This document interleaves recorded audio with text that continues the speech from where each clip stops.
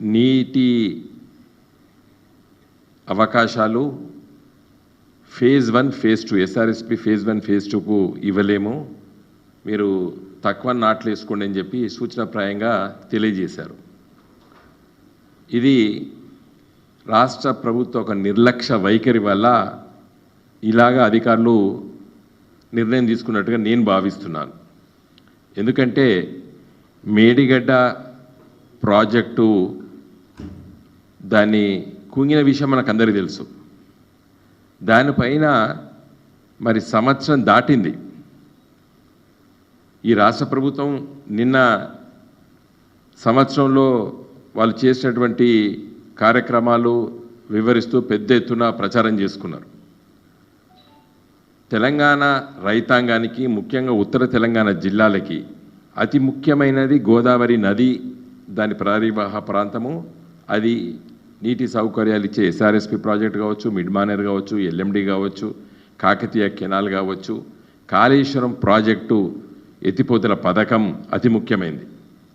మరి ఇక్కడ ఉన్నటువంటి లక్షలాది ఎకరాల రైతులకి ఈరోజు మరి యాసంగి పంట చాలా ముఖ్యం. వర్షాకాల పంట కంటే యాసంగి పంట బాగా పండుతుంది. అది 25, 26, 27 క్వింటాలు ఎకరానికి వర్షాకాలం పండితే ఇది 30 క్వింటాలు పండుతుంది. ఏది యాసంగి పంట మంచిగా అదునుగా వస్తుంది, రైతుకి ఎక్కువ ఆశపడతాడు యాసంగి పంట పైన రైతులు. గత 10 సంవత్సరాలు కేసీఆర్ గారి నాయకత్వాన రాష్ట్ర ప్రభుత్వము ఆ విధంగా రైతులకి నీటి సౌకర్యాన్ని కల్పించినాం. చిన్నపాటి కరువు వచ్చిన కాలంలో కూడా నీటిని ఇవ్వగలిగినాం మనం. మరి ఈరోజు ఈ మేడిగడ్డ ప్రాజెక్టు పైన సరైన నిర్ణయం ఎందుకు తీసుకుంటలేదు రేవంత్ రెడ్డి గారి ప్రభుత్వాన్ని నేను ప్రశ్నించదలుచుకున్నాను. ఏం చెప్తున్నారు? నేషనల్ డ్యామ్ సేఫ్టీ అథారిటీ దగ్గర ఇది ఉన్నది కాబట్టి మేము ఏమి నిర్ణయం తీసుకోలేకపోతున్నామని చెప్తున్నారు. నేను చాలా ముఖ్యమైన విషయం ఇలా కొన్ని పత్రికలు రాసినాయి. రాష్ట్ర అధికారులు ఆలోచన చేసినరు, నేషనల్ డ్యామ్ సేఫ్టీ అథారిటీ వాళ్ళని అడిగి మనం పని చేసుకోవాలి అని చెప్పి రాష్ట్ర ప్రభుత్వాన్ని దృష్టికి తీసుకొస్తే మరి రాష్ట్ర ఇరిగేషన్ శాఖ మంత్రి గారు మరి ఉత్తమ్ కుమార్ రెడ్డి గారు కానీ, లేకపోతే దానికి సెక్రటరీగా ఉన్నటువంటి రాహుల్ బొజ్జా గారు కానీ మరి స్పందించలేనట్టు మనకు అర్థమవుతుంది. పత్రికల్లో ఇలా చదివినా కాబట్టి చెప్తున్నాను నేను.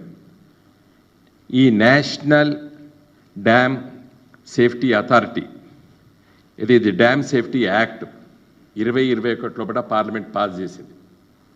నేను పార్లమెంట్ సభ్యుడిగా ఉన్న 2014-19లో కూడా ఈ బిల్లును ప్రవేశపెట్టినరు, చర్చకు వచ్చింది. మళ్ళీ సరే నెక్స్ట్ పార్లమెంట్ పాస్ చేసింది.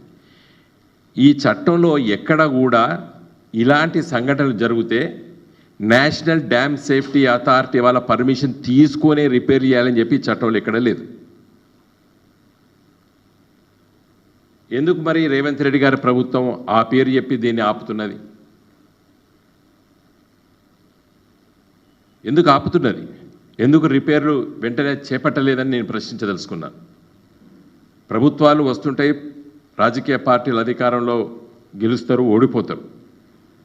కానీ ఇలా లక్షలాది రైతులకి మరి గోదావరి నది జలాలు ఇవ్వాలని చెప్పి సంకల్పంతో కట్టుకున్నటువంటి మరి మేడిగడ్డ బ్యారేజు, అన్నారం బ్యారేజు, సుందిల్ల బ్యారేజ్లో మొన్న 1000 టీఎంసీలు నీళ్లు ప్రవహించింది. గోదావరి నది ప్రాణహిత నది ద్వారా వచ్చినటువంటి నీళ్లు ఇటు సుందిల్ల, అన్నారం, మేడిగడ్డ గేట్లు తెరిసేసరికి పుష్కలంగా నీళ్లు ప్రవహించింది.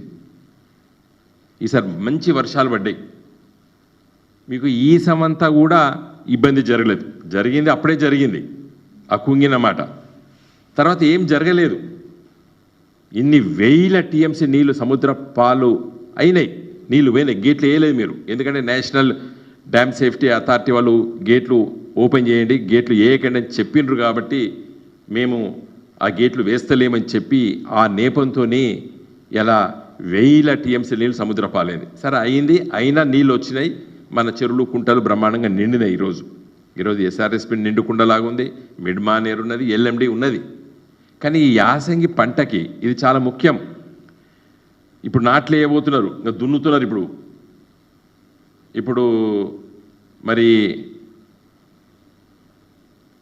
నాట్లేసే టైం ఇది. వరి నారు పెట్టిండ్రు, బురద పొలాలు దున్నుతున్నారు. ఇప్పుడు ట్రాక్టర్లు ప్రతి ఊర్లో బురద పొలాలు దున్నుతున్నారు. ఇంకొక 5-10 రోజులు అయితే నాట్లు మొదలవుతాయి. డిసెంబర్, జనవరి, ఫిబ్రవరి, మార్చ్ వరకు బ్రహ్మాండంగా నీళ్ళు ఇవ్వగలుగుతాం మనం. నీళ్ళు ఉన్నాయి, ఎస్ఆర్ఎస్పిలో ఉన్నాయి, మిడ్ మార్నర్లో ఉన్నాయి, ఎల్ఎండిలో ఉన్నాయి. కానీ రైతులకి యాసంగి పంట చివరి తడి బ్రహ్మాండంగా మరి వరి పొట్టకొచ్చి ఈని గెలలేసి ఇంకొక తడి ఉంటే మంచి గోసుకొచ్చు అని రైతుకు కండ్ల నిండా పంట అవపడుతుంది. చివరి తడి ఇయ్యలేని పరిస్థితి ఇప్పుడు రాబోతున్నది. కాబట్టి చివరి తడికి నీళ్ళు ఇవ్వాలంటేనే వెంటనే మరి ఈ మేడిగడ్డ, అన్నారం, సుందీల గేట్లు వేయడానికి మీరు పర్మిషన్ అంటున్నారు. నా దృష్టిలో పర్మిషన్ కూడా అవసరం లేదు, చట్టం చెప్తుంది. దీంట్లో ఏం చెప్తుంది? National dam safety authorities, state dam safety authorities committees పెట్టుకోవాలని చెప్తుంది చట్టం. చెప్పి ఏం చెప్తుంది? షెడ్యూల్ 1, షెడ్యూల్ 2, షెడ్యూల్ 3లో ఎవరికి ఏం అధికారులు అని కూడా చెప్పాను. నేను ఇలా ఉదయం మొత్తం చదివిన. మీ ఐఏఎస్ అధికారులు ఉన్నారు కదా, వాళ్ళని అడగమని చెప్పండి. దీంట్లో నేషనల్ డ్యామ్ సేఫ్టీ అథారిటీ వాళ్ళు పర్మిషన్ ఇస్తేనే రిపేర్ చేయాలని ఎక్కడున్నది దీంట్లో ఏం చెప్పినారు? హూ ఈజ్ ద ఓనర్ పదం పెట్టిండు. ఓనర్ ఎవరు ఇక్కడ? తెలంగాణ రాష్ట్ర ప్రభుత్వం. ఈ 3 ప్రాజెక్టులకు ఓనర్ ఎవడు?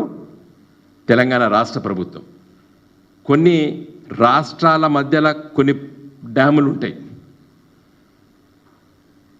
ఏది ఇంటర్ స్టేట్ డ్యామ్స్ ఉంటాయి. వాటికి ఆ 2 రాష్ట్రాల సమ్మతి కావాలి. ఇక్కడ ఎక్స్క్లూజివ్ నీది. దీంట్లో పదం కూడా ఓనర్ అని 10 సార్లు ఉపయోగించాడు. The owner shell take necessary steps. ఇక్కడ ఓనర్ ఎవడు? యజమాని. ఈ చట్టంలో యజమాని అని పెట్టాడు. యజమాని ఎవడు ఈ బ్యారేజీలకి? తెలంగాణ రాష్ట్ర ప్రభుత్వం.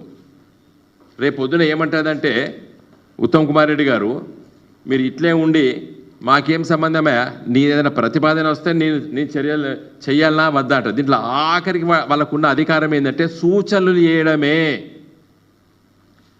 నేషనల్ డ్యామ్ సేఫ్టీ అథారిటీ కేవలం సూచనలు చేయడానికే ఉన్నది. అది వాళ్ళ పర్మిషన్లు గిర్మిషన్లు ఏం అక్కర్లేదు నాకు అర్థమైనంత వరకు. ఈ చట్టంలో మీరు రాస్తే అంటాడు, నేను ఈ చర్యలు తీసుకోబోతున్నా, నేను ఇది చేయబోతున్నా, ఈ బ్యారేజీ ఇట్లా కుంగింది, ఈ చర్యలు తీసుకోబోతున్నా అని చెప్తే సూచనలు చేస్తాడు. ఇప్పుడు రేపు ఏమంటాడని ఏం సూచనలు చేయాలని, నువ్వు ఏం అడగలేదు, నేనేం సూచనలు చేయాలని అంటది నేషనల్ డ్యామ్ సేఫ్టీ అథారిటీ వాళ్ళు. నాకు తెలిసిన మంది పత్రికల ద్వారా, ఎందుకంటే సంవత్సర కాలం చూద్దామని చూసినాం, వాళ్ళకి దానిపైన ధ్యాస లేదు, శ్రద్ధ లేదు. ముఖ్యంగా ఉత్తర తెలంగాణ జిల్లాలు అంటే పాత జిల్లాలు ఆదిలాబాదు, నిజామాబాదు, కరీంనగర్, వరంగల్, ఖమ్మము, నల్గొండ జిల్లాలకి ఇది రైతాంగానికి నీళ్ళు ఇస్తుంది ఈ కాకతీయ కెనాల్ ద్వారా. ఇలా నల్గొండ రైతులు ఉన్నారు, అక్కడ మహబూబాదు జిల్లా, కొత్త జిల్లాల రైతులు ఉన్నారు ఇక్కడ. మరి వీళ్ళకందరికీ నీళ్ళు ఎట్లా ఇస్తారు మీరు? ఇది దాటేయడానికే పనిచేస్తున్నారు. పుష్కలంగా నీళ్లున్నాయి, ప్రాణహిత బ్రహ్మాండంగా ప్రవహిస్తుంది. ఇలా ఫిబ్రవరి, మార్చిలో లిఫ్ట్ చేయొచ్చు, లిఫ్ట్ చేసే అవకాశం ఉన్నది. ఎట్లా లిఫ్ట్ చేయాలంటే గంత పుష్కలంగా 1000 టీఎంసీలో నీళ్లు ప్రవహిస్తే కూడా డ్యామ్ 1 మిల్లీమీటర్ కూడా కదలలేదు. ఇంకా మీకు అందరికీ తెలుసు, గత వారం రోజుల క్రితం భూకంపం వచ్చింది.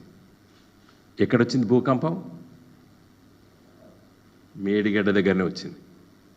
5.3 రిక్టర్ స్కేల్ భూకంపం వస్తే ఇంత మిల్లీమీటర్ కూడా కదలలేదు మేడిగడ్డ ప్రాజెక్టు. ఇంక నీకు ఏం కావాలా రేవంత్ రెడ్డి? సృష్టే ప్రశ్నించింది, సృష్టే తెలుసుకున్నది ఇది మంచిగా ఉన్నదా లేదా, గట్టిగా ఉన్నదా లేదా అని. 1000 టీఎంసీ నీళ్లు ప్రవహిస్తే ఏమీ కాలేదు. మొన్న 5 రోజుల క్రితం భూకంపం వచ్చింది, అక్కడనే వచ్చింది. భూకంపం ఎక్కడ వచ్చింది? ములుగు జిల్లా ఏటు నాగారం మేడిగడ్డ దగ్గర వచ్చింది. ఆ చుట్టుపక్కల మేడారం మేడిగడ్డ అడవి ప్రాంతంలో వచ్చింది. ఎపీ సెంటర్ అక్కడ వస్తే కూడా గింతంత మిల్లీమీటర్ అంతా కూడా దానికి ఏం కాలేదు. మేడిగడ్డ ప్రాజెక్ట్ ఇంకేమైతుందే? సృష్టి చెక్ చేసుకున్నది మేడిగడ్డ ప్రాజెక్ట్ పైన. అంత బ్రహ్మాండంగా అది ఉన్నది. చిన్నపాటి పొరపాట్లు జరిగితే మెయింటెనెన్స్ అదేదో జరిగితే ఏదో జరిగింది.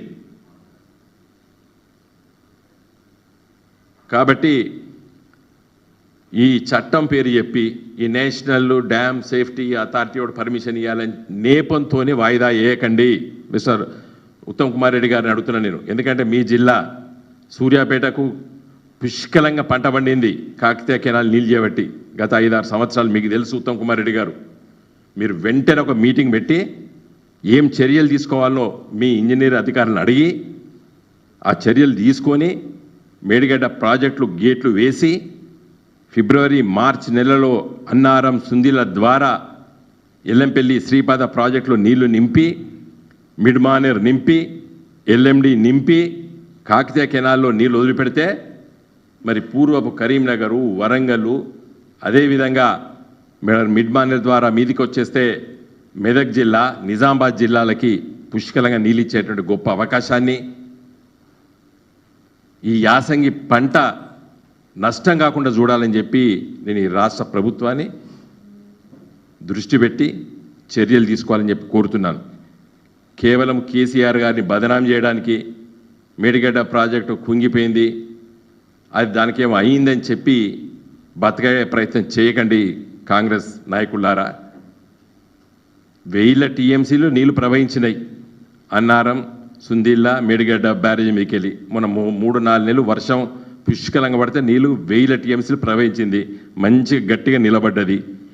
5 రోజుల కింద భూకంపం కూడా వచ్చింది, అయినా కూడా గింతమంతా కూడా దానికి ఏం కాలేదు.